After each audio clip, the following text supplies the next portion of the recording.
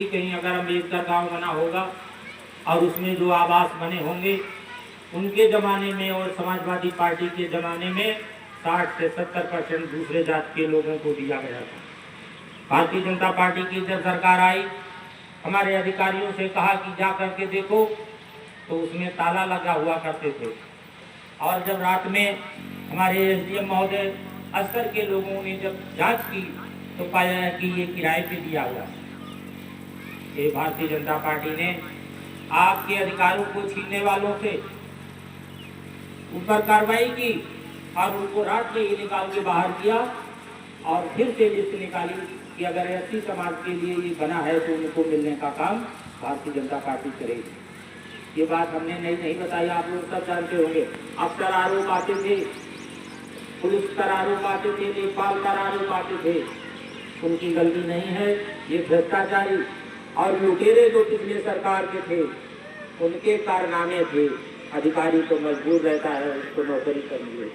आज भारतीय जनता पार्टी ने अधिकारियों को बल दिया है। हमारे गरीब एससी बीसी और जनरल, क्योंकि जनरल भी सब रईस नहीं होते हैं, जनरल भी गरीब होता है। गरीबी सबके नाम लिखी होती है, तो कर्मों के आधार पर होती है। भारतीय जनता पार्टी ने उसको भी न्याय दिलाने का काम हमारे योगी जी और मोदी जी ने किया। तो संविधान को लागू करने के लिए बाबा साहब ने अगर कहीं कलम चलाई है तो भारतीय जनता पार्टी ने उसको लागू कराने का काम किया है। बराबर का अधिकार है। बाबा साहब ने जो काम किया है उसको आगे बढ़ाने का काम सिर्फ भारतीय जनता पार्टी कर रही है। पिछले सरकारों ने लूट का काम किया, दूसरे का हक मारने का काम किया है। आज भारतीय जनता पार्टी के साथ 80% आबादी है और सारी आबादी बाबा जी के आज जन्मदिन पर पूरे भारत में मना रही है। हिंदू मानों ने, गद्दारों ने शुरू किया कि ये देखिए संविधान बदलने जा रहे हैं। संविधान ऐसे नहीं बनता। संविधान जो बना है उस पर कोई भी ऊपर नीचे नहीं कर सकता है। सर्वसम्मत से सुधार किए गए हैं। कांग्रेस ने भी बहुत से सुधार किए हैं, लेकिन अपने हित की बात को उसने घुसेड़ने का बात किया है, लागू करने का काम किया है। लेकिन भारतीय जनता पार्टी ने जब भी कोई संशोधन किया होगा गरीब जनता के लिए, ऐसे और पिछड़े लोगों के लिए किया है। इन लोगों ने पिछले चुनाव में भारतीय जनता पार्टी के खिलाफ एक कूट रचित कार्य करने का शुरू किया कि संविधान को बदलेंगे। कुछ हमारे वोटर, हमारे सपोर्टर कंफ्यूज हो गए थे।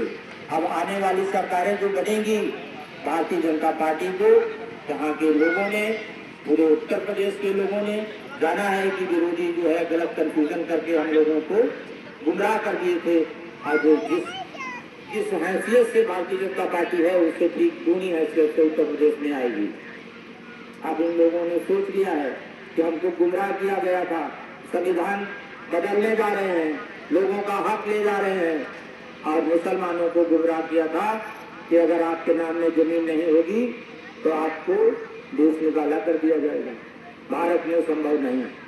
हमारे यहाँ मुसलमान, हिंदू, ईसाई सबका अधिकार देने का काम भारतीय जनता पार्टी ने किया।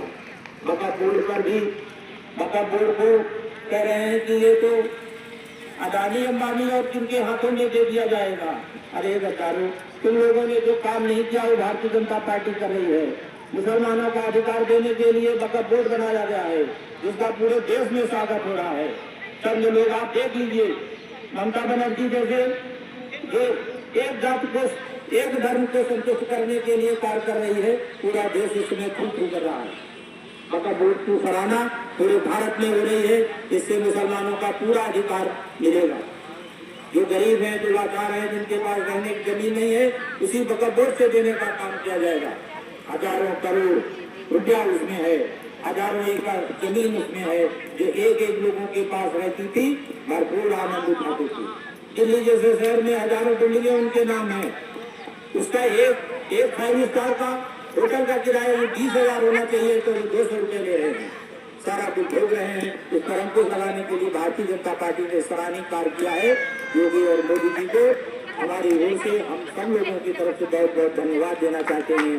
जो हक दिलाने का काम भारतीय जनता पार्टी ने किया। आप लोगों ने बहुत बहुत समय दिया है। अधिकारियों को, आपको, बहन भाइयों को, पत्रकारों को मैं बहुत बहुत धन्यवाद देता हूँ। और साथ जय भीम, जय भारत। उसके बाद आप समझ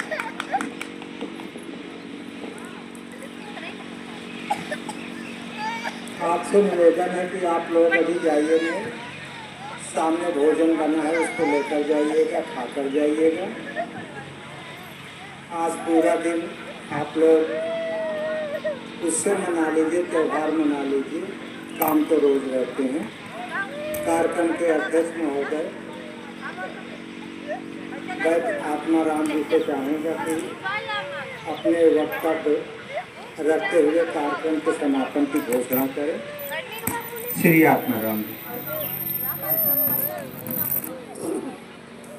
आज हमारे जितने भी दूरदराज से आए भाई हैं सभी को मैं धन्यवाद करता हूँ। भाई कुलदीप सिंह जी मंत्री जी का भी हार्दिक अभिनंदन करता हूँ।